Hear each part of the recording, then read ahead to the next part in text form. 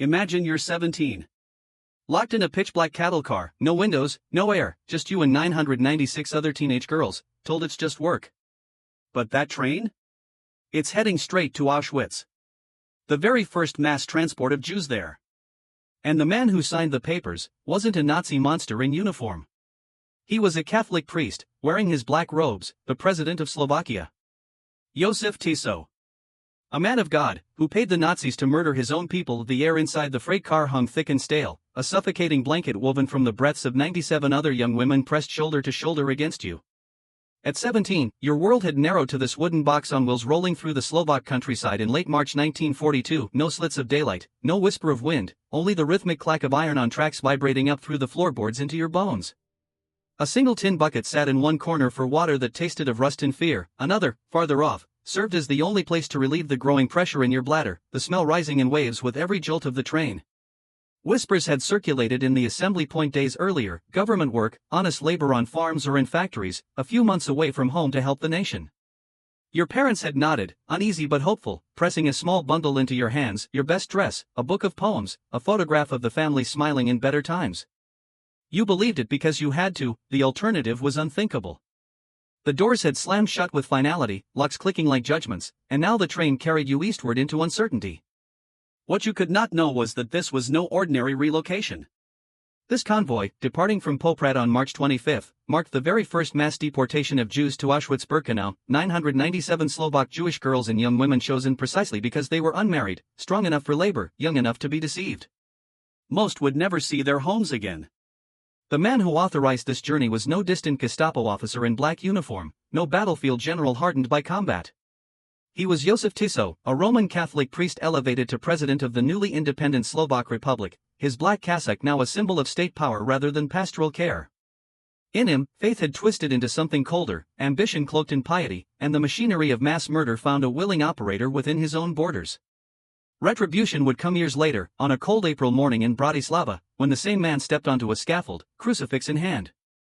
But for now, the wheels turned relentlessly, carrying lives toward an abyss few could yet imagine. Jozef Tiso was born into quiet obscurity on October 13, 1887, in the small market town of Velká Bitka, nestled among the green hills of northwestern Slovakia, then a distant province of the sprawling Austro-Hungarian Empire. His father labored as a butcher, carving meat in a modest shop, while his mother kept a devout Catholic home where prayer and discipline shaped the days. From boyhood, Tiso displayed a sharpness of mind that set him apart, quick with languages, absorbing Hungarian and German alongside his native Slovak, his focus unwavering even in the rough and tumble of rural life. The local bishop recognized this potential early, sponsoring the young man's theological studies at the prestigious University of Vienna in 1906.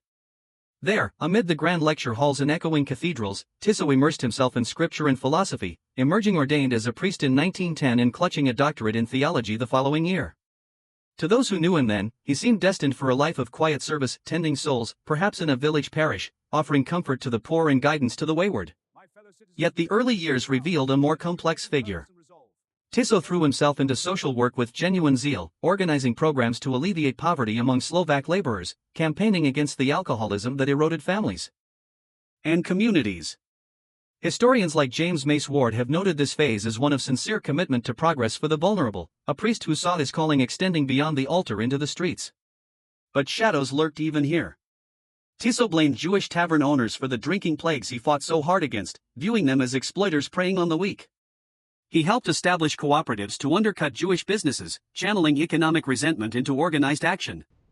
Private writings from his travels recorded encounters with Polish Galician Jews, described in terms of filth, disorder, and moral decay, prejudices common enough in early 20th century Europe, yet in Tiso they took root deeply, waiting for the right conditions to bloom into policy. The outbreak of the Great War in summer 1914 pulled him from parish life into the role of military chaplain with the 71st Infantry Regiment, a unit almost entirely Slovak under Austro-Hungarian command. He marched with the men through mud-choked trenches, the air thick with cordite and the cries of the wounded, administering last rites amid the roar of artillery. Tiso kept a diary during those months, determined to bear witness to the war's raw face. He held dying soldiers as their breaths faded, feeling the warmth leave their bodies, yet what he recorded was not revulsion at the waist but a strange conviction: war as a purifying force, a fire that could burn away class divisions and forge unbreakable national spirit. The horror of industrialized slaughter did not break him, it reshaped him, planting seeds of acceptance for violence when it served a higher cause: nationalism, order, purity. A severe kidney ailment ended his frontline service by late 1914, sending him back to civilian life, but the war had left an indelible mark. He had gazed into the mechanized maw of death and emerged not vowing peace but prepared to wield similar forces if they advanced his vision. The empire's collapse in 1918 scattered the old world like dust. For great powers Russian, German, Ottoman, Austro-Hungarian fell, and from their ruins emerged Czechoslovakia, a fragile democratic experiment stitched together from Czech, German, and Slovak lands.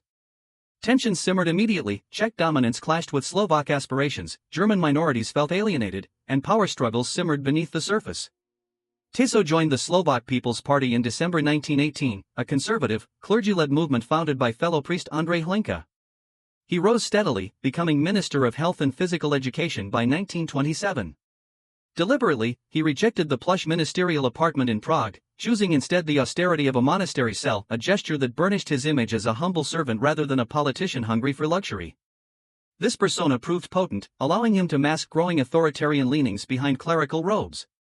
By 1930 he was deputy leader. When Hlinka died in August 1938, Tiso seized control within days, delivering the funeral eulogy on unity while quietly forging deals that would soon fracture the state. The Munich Agreement in late September 1938 handed the Sudetenland to Hitler without Czech or Slovak consultation, shattering Czechoslovakia's defenses and credibility. The president fled to France, and Slovakia gained autonomy overnight. Tiso emerged as the central figure in this power vacuum. On March 14, 1939, he declared independence, and the next day German troops occupied the Czech lands. The timing was no accident, it was a coordinated dismemberment, with Tiso playing his part willingly. In return came the presidency of a puppet state, German protection, and the illusion of sovereignty. For ordinary Slovaks, it meant a one-party regime draped in Catholic symbolism, steering toward complicity in the Holocaust. The revelation that stops the breath: Slovakia pioneered the mass deportation of Jews to Auschwitz, not Germany or Poland. In March 1942, 997 young Jewish women and teenagers, many barely out of childhood, were loaded onto trains under false pretenses of labor service. Families were reassured their daughters would be safe, fed, and returned. Girls packed favorite clothes, books, dreams of brief adventure. The wagons sealed, the journey east began. Survivor Edith Groman later spoke of survival as mostly luck, her body and spirit bearing permanent scars after collapse and separation from her child. Zuzana Vesela recalled the wagon's darkness, the buckets, the desperate peering through cracks at station names fading behind. At the ramp, fathers vanished forever. These were not statistics, they were daughters whose futures ended in gas chambers or forced labor. Tiso signed the decrees that sent them there. His regime institutionalized the horror. Aryanization laws from 1940 stripped Jews of property, the 1941 Jewish Code, harsher than Nuremberg's, erased civil rights, curfews, bans from public life, yellow stars. In March 1942, a formal agreement with Germany launched 57 transports carrying 57,000 to 58,000 Jews to death camps. 92% of the first wave died within months. Slovakia paid 500 Reichsmarks per person for resettlement, totaling millions, financing the murder of its citizens. Rudolf Verba and Alfred Wetzler escaped in 1944, their report exposing Auschwitz to the world too late for most. The Vatican warned Tiso directly, these were not labor camps but killing sites. A priest leading a Catholic nation, confronted by papal envoys with evidence of genocide, hesitated. Transports paused, not from moral awakening, but political pressure and the economic value of remaining Jews. Exemptions saved some, but only when convenient.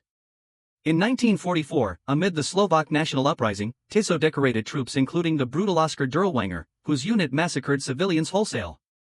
Tiso's orders fueled thousands of arrests, tortures, executions. As Soviet forces approached in 1945, Tiso fled to Bavaria, hiding in a monastery under a false name. Captured by Americans, extradited, his trial opened in December 1946. Evidence poured in: films of skeletal survivors, mass graves. Tiso showed no remorse, refusing to condemn the Reich, insisting he'd act the same again. Convicted of treason, collaboration, and crimes against humanity on April 15, 1947, he was sentenced to hang. No clemency came. On April 18, in clerical robes clutching a crucifix, he mounted the scaffold. The drop failed, he strangled slowly for minutes. Buried secretly to prevent shrines, his remains were later moved to Nitra's cathedral by admirers. Today some still call him martyr, historians and the Holocaust's victims name him collaborator. Over 60,000 murdered Slovak Jews speak through silence. A man who paid to kill his people died proclaiming innocence. The true innocents received no mercy, no trial, no grave.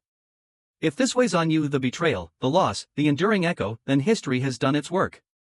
Like if these truths must not fade. Subscribe to WW2 Impact for more dives into the human cost of war. Comment, in today's Slovakia, traitor or patriot? We read every word. Until next time, this is WW2 Impact.